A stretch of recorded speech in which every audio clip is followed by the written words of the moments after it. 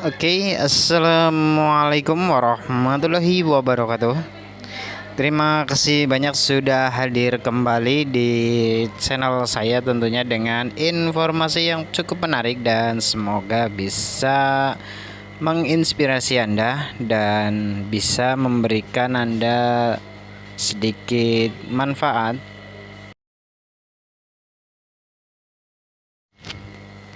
Oke, di sini kita ada unit satu buah pompa elektrik di mana kita bisa memompa suatu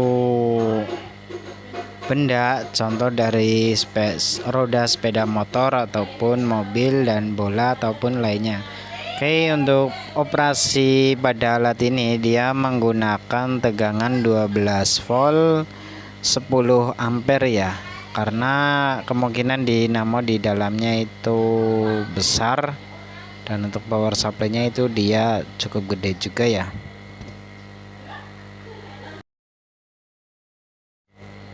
Oke, untuk di sini saya sudah melepaskan skrupnya itu di bagian bawah ya.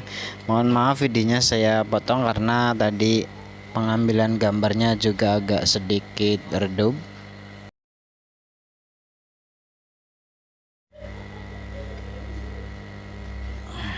Oke, dilanjut, tadi ada sedikit urusan. Oke, di sini kita setelah selesai melepas skrup di bagian bawah, kita tinggal membuka bagian atas. Itu ada semacam pengait kecil ya. Jadi di sini kita harus menggunakan alat tambahan karena kemungkinan ada sedikit lemnya. Terus kita congkel dengan penuh kehati-hatian, takutnya ntar ada modul lebar atau gimana, kita juga nggak tahu. Kita congkel sedikit demi sedikit di bagian tepi dan kita periksa lagi apakah semua skrup sudah lepas atau belum ya. Untuk ini saya coba congkel dan dia sudah mengangkat, namun belum semuanya. Kita bongkar perlahan ya guys. Sedikit berhati-hati, takutnya ntar ada PCB ataupun mainboard yang lebar atau kecil juga kita nggak tahu. Dan setelah selesai dibongkar itu ternyata untuk modulnya itu sangat kecil, hanya seukuran layar, itu lebar layar, lebar lebih mungkin agak sedikit lebar lagi karena ada tombol cukup jauh di bawah layar. Dan di sini saya juga cukup tercengang juga ya, karena produk sekecil ini kok bisa untuk mengangkat motoran yang gedenya segitu. Jadi untuk ini mungkinan bisa dimodifikasi ya untuk Anda yang mungkin hobi oprek-oprek. Untuk model seperti ini kita bisa mengoprek atau mengaplikasikannya pada kompresor kulkas yang pertama. Yang kedua bisa diaplikasikan ke kompresor bermesin listrik yang besar, itu dinamo besar AC gede. Itu bisa banget menurut saya, dan untuk ampernya itu cukup 12 volt 1 atau 2 ampere aja udah cukup untuk menghidupkan saklar atau switchnya. Jadi untuk bagian sensornya emang dia cukup penting, mungkin perlu dikasih selang yang lebih bagus saja untuk sensor doang. Oke, untuk ini kita masih menggunakan standarnya saja, yaitu di sini dia gejalanya ketika dipencet pompa atau power itu dia tidak mau berputar. Dia ketika dia mau berputar itu pun enggak langsung ya, kita harus menggebrak, kata pemilik harus digebrak-gebrak baru dia bisa berjalan atau mengoperasikan dinamonya. Di sini saya bongkar untuk panelnya karena bodi di bagian sini itu kotor ya, banyak banget noda-noda, entah dari minyak goreng atau apa, ini nggak tahu, agak sedikit lengket-lengket gimana. Jadi saya melakukan pembongkaran dengan tujuan yang pertama, mau saya cleaning dulu untuk bodinya agar lebih enak ketika memegang. Yang kedua yaitu kita akan lebih mudah untuk melakukan pengecekan yang lainnya, tentunya nggak khawatir memegang suatu cairan yang agak sedikit lengket atau gimana. Oke, untuk ini udah sampai saat ini sudah beres. Kita lap-lap dulu untuk bagian panel depan atau bagian display depan. Itu ada sejenis kayak minyak juga, saya nggak tahu itu minyak apa, namun saya bersihkan dulu. Dan di sini saya emang berasumsi itu untuk relaynya dia terlalu press sebenarnya, karena mengingat 10 ampere itu menggunakan relay kotak yang cuma segede jempol jari, itu kurasa kurang bagus. Kalaupun itu relay original itu pun masih kurang oke ya, kecuali benar-benar emang relay didesain khusus dia mampu di 50 ampere aman. Dan untuk ini ketika saya coba membongkar display itu saya lihat banyak banget LED nya ya, walaupun bukan LED yang model langsung di PCB, dia bisa diganti chipnya, namun kita harus hati-hati karena di sini ada posisi relay yang pertama, kedua emang posisi relaynya atau pin relay itu berdampingan dengan LED ya. Ketika mau melepaskan relaynya itu kita harus ekstra hati-hati. Di sini saya akan sedikit mencoba untuk melakukan modifikasi pakai relay eksternal, dan saya juga coba sambil cari-cari apakah ada relay yang original atau enggak. Kalau enggak ada, saya berniat modifikasi ke relay eksternal yang lebih besar ampernya agar mesin ini bisa beroperasi dengan maksimal, tentunya tanpa takut rusak kembali. Oke, untuk relay-relay seperti ini diusahakan yang benar-benar original ya guys, bukan hanya sekedar original mirip-mirip, namun emang harus original. Dan saya coba lihat emang relay aslinya dia original karena dia relaynya dikasih lem cor di bagian bawahnya. Namun di sini saya agak sedikit bingung nih, asli beneran atau spesifikasinya agak menurun.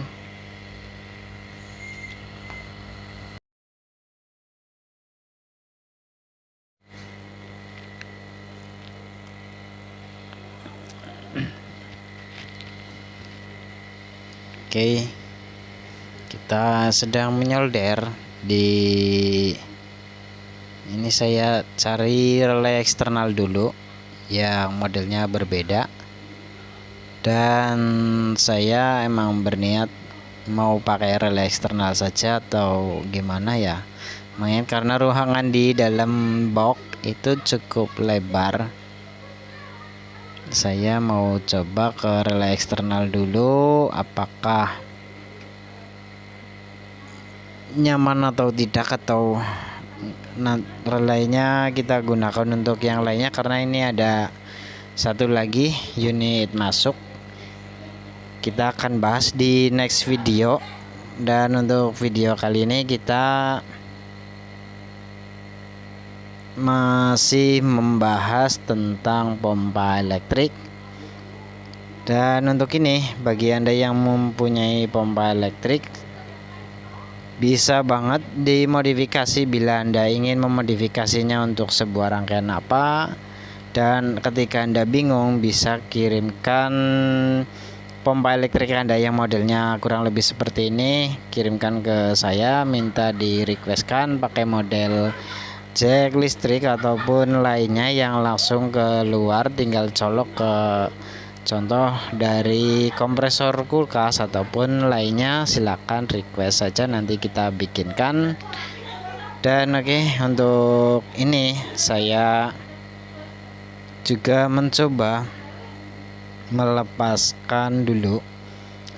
Kita cek-cek dulu untuk pin kakinya mana saja yang terhubung langsung, dan mohon maaf untuk suaranya tidak dimunculin karena ya itu tadi ada sedikit trouble ya, karena faktor X atau faktor lingkungan. Kita juga nggak bisa bekerja harus menunggu suasana hening, jadi kita apa adanya kita rekam dan kita terpaksa melakukan dubbing. Mungkin nanti ada segmen-segmen video menggunakan audio aslinya, dan di sini itu dia untuk saklarnya itu kemungkinan besar emang udah jelas error di relay kecil. Kita ukur-ukur, namun untuk relaynya itu dia salah satu kakinya itu tidak dilangsungin, alias semuanya full dari IC ataupun modul. Jadi kita agak mau memodifikasi juga harus mengeluarkan kabel 4 dari modul, itu cukup banyak banget,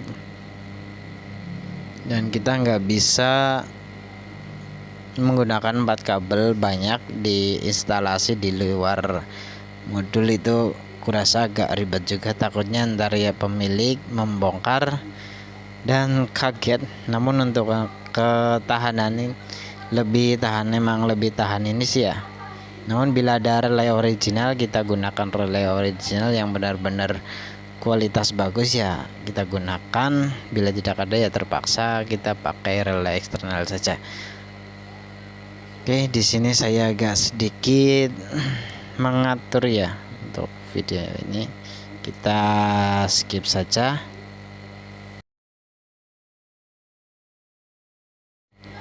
Oke, kita mencoba melepaskan relay yang kotak tadi yang kita bahas. Kita mencoba lepaskan saja biar lebih enak tentunya. Oke, untuk melepaskannya kita harus ekstra hati-hati. Saya jepit PCB pakai capit buaya, itu pun saya harus melihat bagian bawah, takutnya capit buayanya mengenai kaki IC atau spare part SMD lainnya. Saya juga menyedot agak sedikit, di hati-hati takut goyang, karena geser sedikit itu cukup beresiko ya. Oke, untuk ini agak susah karena double layer ya guys. Oke, kita coba congkel ya. Untuk relaynya kita coba congkel perlahan. Alhamdulillah sudah lepas, dan agak sedikit ocak. Saya cek, kita ganti pakai relay yang original ya guys. Kebetulan ada stok satu dulu beli.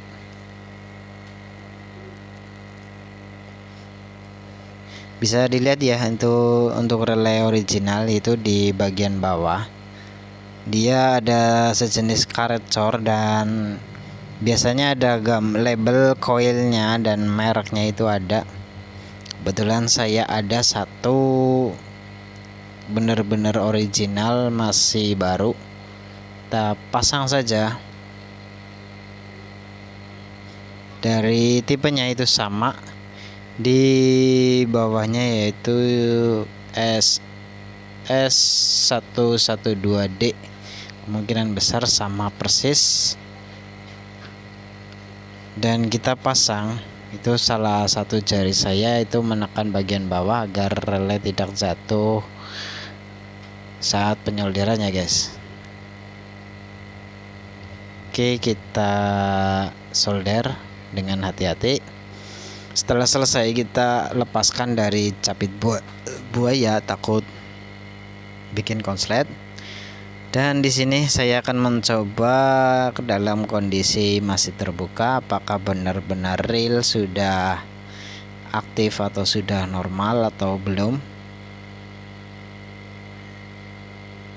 Ya, kita coba cek.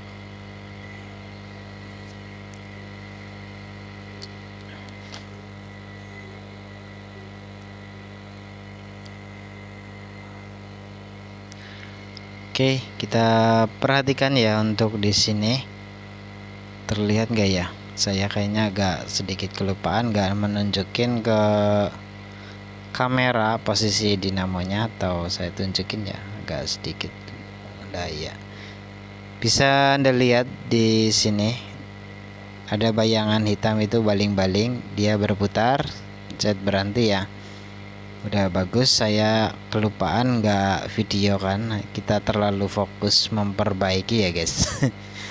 Lah, maklum lah, namanya juga kita sedang bekerja sambil merekam ya, kita kelupaan ya guys. Namun dilihat itu ada bayangannya dinamo tadi berputar, menandakan barangnya sudah oke.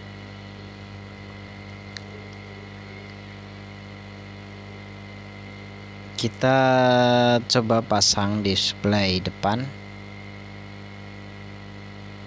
Itu juga harus hati-hati, takutnya pemasangan bergeser itu bisa membuat LED bagian display itu mati. Salah satunya juga menjadi poin utama yang harus dijaga. Kita pasang sesuai skrupnya, dan biar tidak lupa ya, karena ini ada 3 skrup warna putih dan 4 skrup warna agak sedikit kekuningan. Untuk skrup putih itu untuk mengancing ke display depan, untuk yang 4-nya lainnya itu untuk menyekrup atau memasang pada body cover luar ya. Jadi untuk 3 skrup warna putih itu untuk mengancing display, kita harus menghafalnya. Untuk dari merek pompa ini ada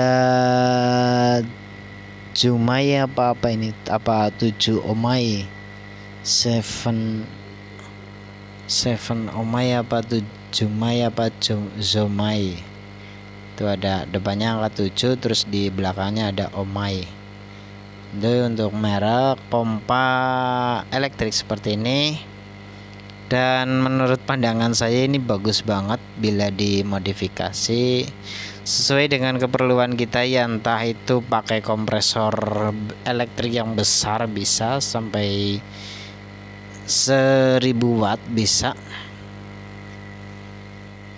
Bila kita bisa memodifikasinya, bila tidak bisa ya tergantung juga dari modul dan mereknya, ada yang bisa ada yang enggak.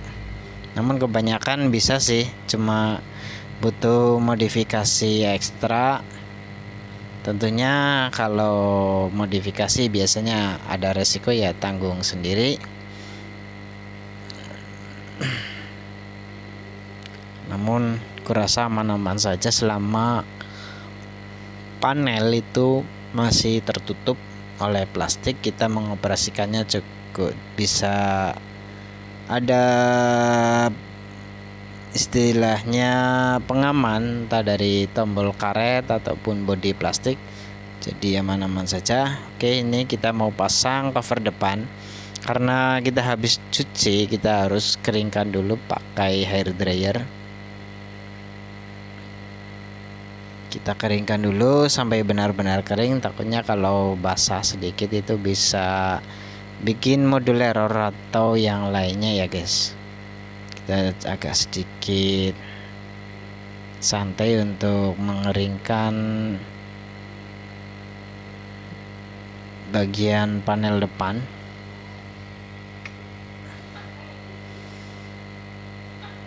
Oke, sambil menunggu ya guys untuk semuanya. Bila Anda ingin memompa sepeda motor, roda motor ataupun lainnya, bila ingin mudah, dan untuk yang belum tahu caranya, tonton terus sampai habis video ini. Nanti saya akan menjelaskan cara penggunaan pompa ini yang baik dan benar seperti apa. Kita jangan langsung pasang ya. Jadi untuk ini ada cara-caranya dari merek Zumai atau 7 Omai. Ini khusus untuk ini, nggak tahu untuk merek lainnya apakah sama. Kita pasang dulu display depan ke cover luar atau body hardcase ya, hardware ya, untuk hardware itu untuk perangkat kerasnya. Kita pasangkan dulu. Kita juga ini agak sedikit di luar jangkauan radius atau di luar kamera, karena kita harus menjaga agar tidak goyang ataupun lainnya ya, mohon maaf. Oke, kita pasang 4 buah di samping pinggir tepi semua ya, di ujung.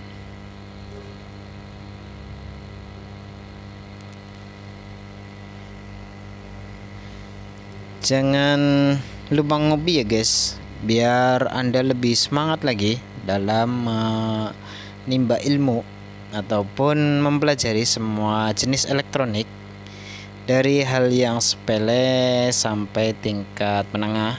Untuk elektronik, bagi Anda yang hobi, rajin-rajin menyimak, insya Allah Anda bisa.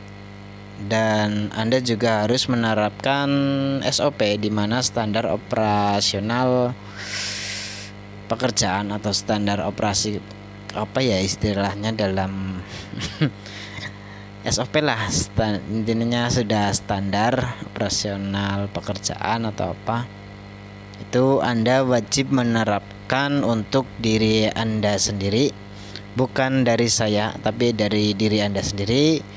Jangan sepelekan suatu pekerjaan sekecil apapun, karena bila kita sampai teledor itu beresiko cukup lumayan juga menurut saya, menjadi kerugian untuk Anda juga karena Anda yang menjalankan. Dan di sini soal SOP, saya bahas soal SOP.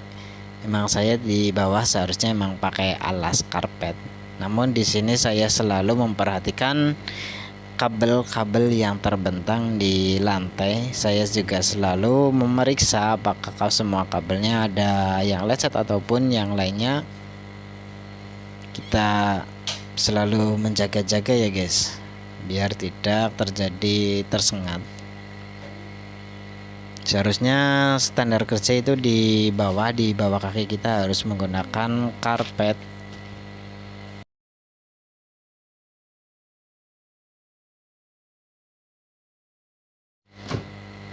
Oke, kita tinggal pemasangan ke cover belakang atau tutup bagian belakang ya guys.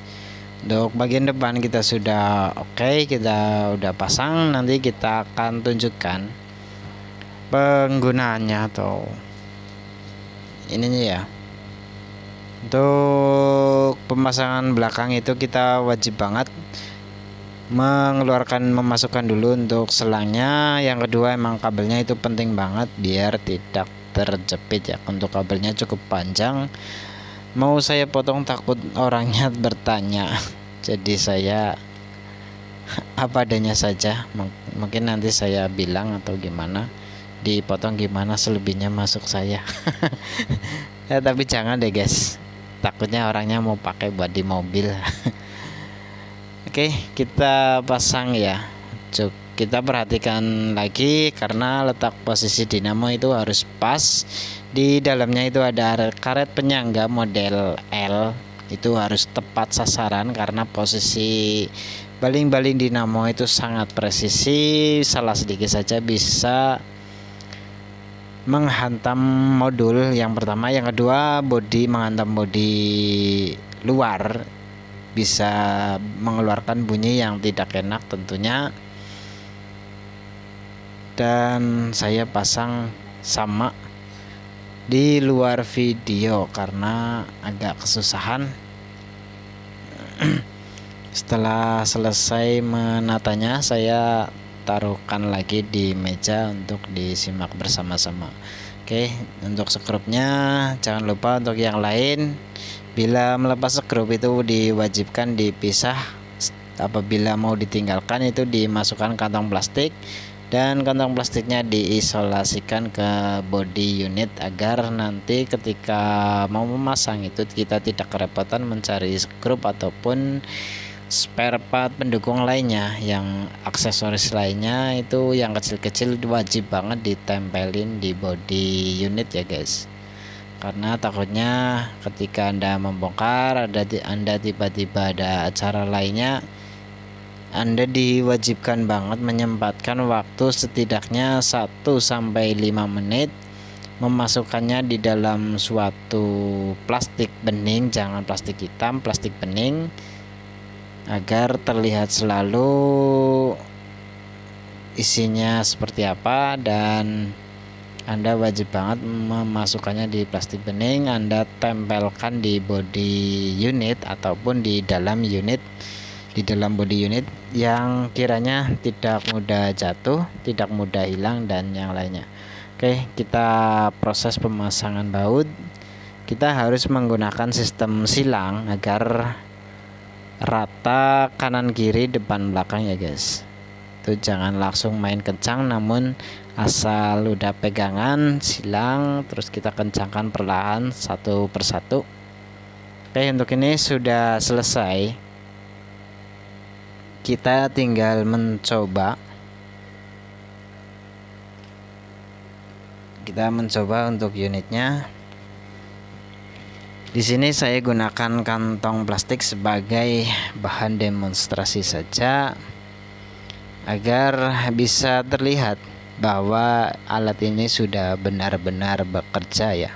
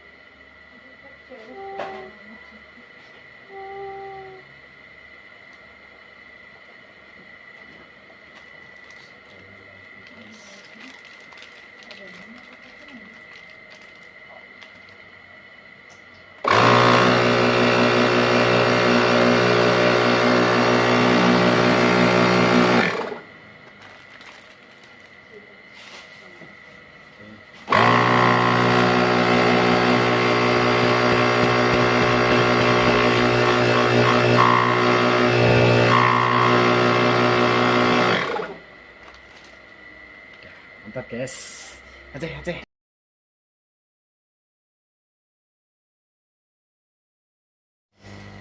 Oke, begitu ya untuk sekilas video atau yang berikut audionya, bahwa unitnya sudah berhasil dan ini sudah selesai.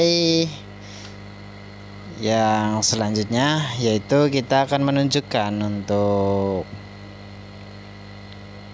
ininya cara penggunaan yang baik dan benar untuk pompa elektrik sejenis ini atau model ini ya.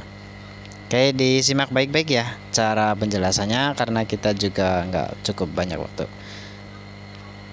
Oke, di sini kita